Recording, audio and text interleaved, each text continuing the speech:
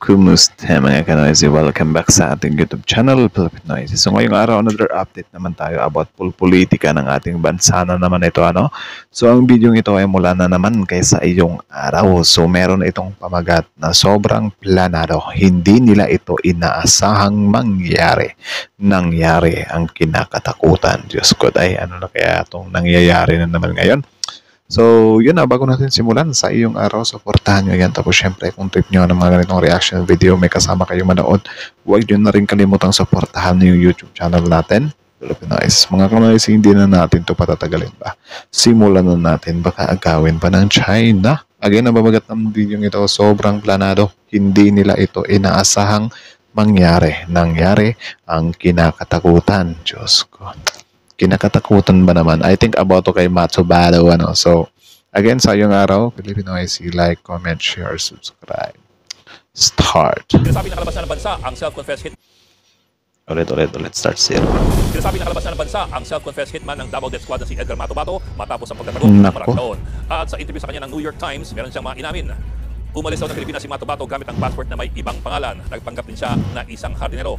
Meron daw tumulong sa kanya ng dalawang pare at hindi rin siya nakilala ng immigration kaya siya nakaasagan.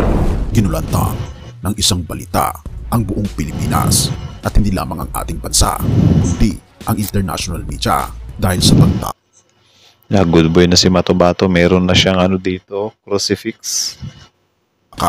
ni Mutabato patungo sa ICC dahil ang alam ng karamihan, si Mutabato ay patay na. Ngunit nagulat ang lahat nang ibalita ito ng international media na siya ay nasa ibang bansa na at kinover pa ito ng New York Times dahil Grabe, na no? siya ay mabuhay pa dahil sa kanyang pagtalikod sa dating administrasyon. Pero teka, ito ang tweet. Grabe yung ganyan, ano. Bigla ka na. Sabi nga nila, men, halimbawa ngayon, gagawa ka daw ng kalokohan. Kung hindi man yan lalabas ngayon, time will come talaga. Sisingaw at sisingaw yan. Eh, sabi nila parang walang usok na nakikimkim. Correct me if I'm wrong. Ganyan. Sino ang tumulong na politiko kay Edgar Mutabato at bakit tila si Edgar Mutabato ang tanging secret weapon upang mapatumba ang mga Duterte at bakit daw Nako. ito sa administrasyon ni Pangulong Bongbong Marcos. Kapag ang isang dating hitman ay nagtapat ng lihim na kayang yumanig sa mga dating makapangyarihan, sino ang tunay na nakikinabang? Si Edgar Mutabato. Ang problema lang kasi dito kay Matobato, kaya dati hindi na mahirap siyang paniwalaan kasi yun nga parang hitman daw, hitman. Tapos wala siyang na patumba, something like that. Or correct me if I'm wrong, parang yun yung naalala ko dati. Kaya dati parang pinagtatawanan din siya. So ewan ko kung ganun pa rin ba yung statement niya or may bago. Ewan ko. Ang kilalang testigo, nagbunyag ng malagim na sikreto ng Davao Death Squad ay tila hindi lamang isang simpleng saksi, kundi maaring maging secret weapon ng kasalukuyang Nako. administrasyon. Pero ang tanong, sino ang nasa likod ng kanyang testimonya at bakit tila pabor ito sa pamahalang Marcos? For sure, yung mga kalaban lang din nila. Like for example, kakamping Dilawan or ngayon sa mga Marcos loyalists or whatsoever. Parang ganun. Basta.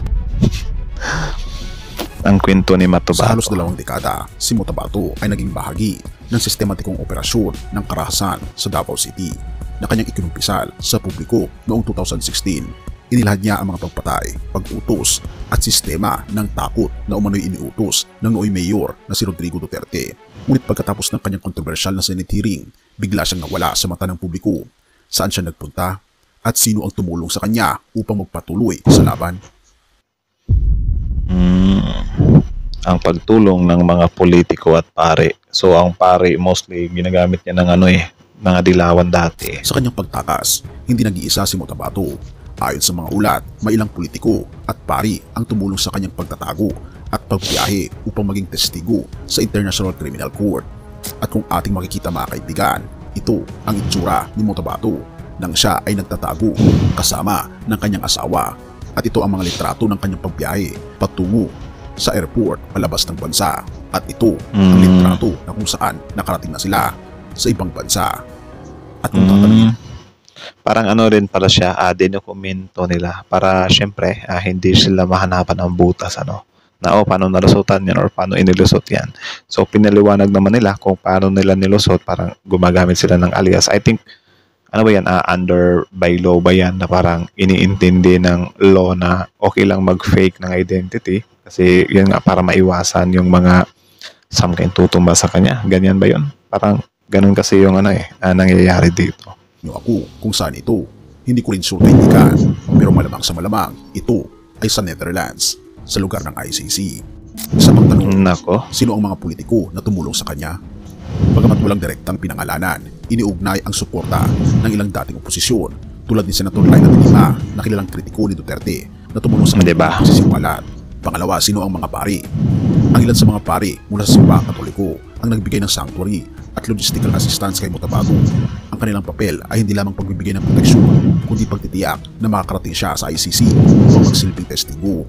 Ang tanong ngayon, bakit ganito na lamang ang suporta sa kanya at sino pa ang maaaring nasa likod ng pagsuporta sa kanyang testimonya? For sure, ito yung mga ito yung mga against sa nangyayari dati na diduan.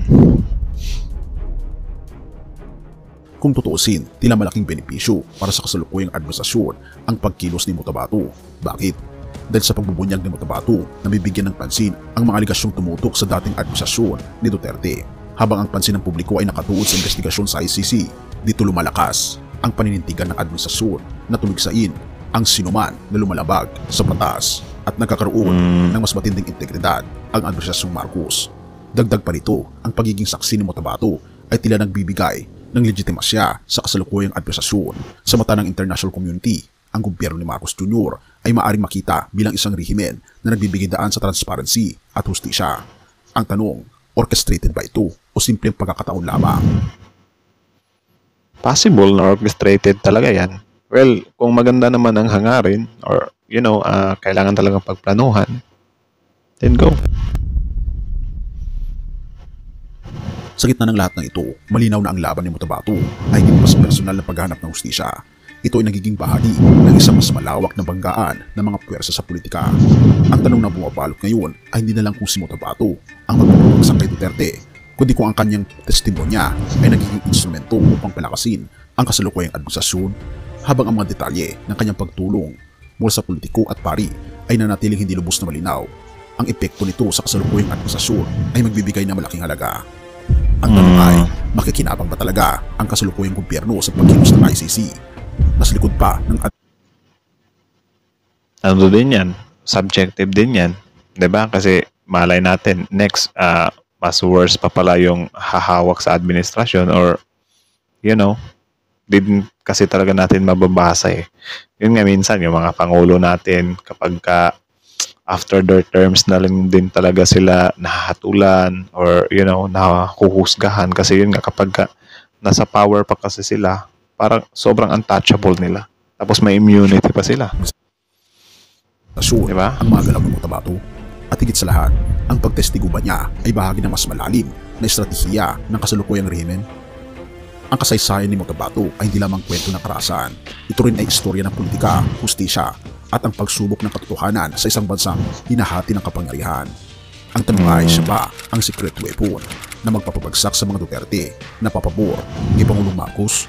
O siya rin ba ang susi ng mas malalim na laro sa politika? Possible din. So, I think hanggang dito na lang muna. So, supportahan nyo yan, men, sa iyong araw.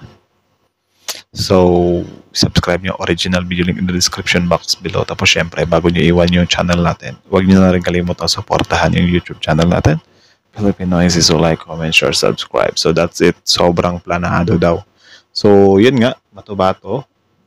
Well, pwede din na siya nga yung magiging secret weapon na pwedeng magpabagsak sa mga Duterte kasi yung testimonya niya kasi men is sobrang accurate.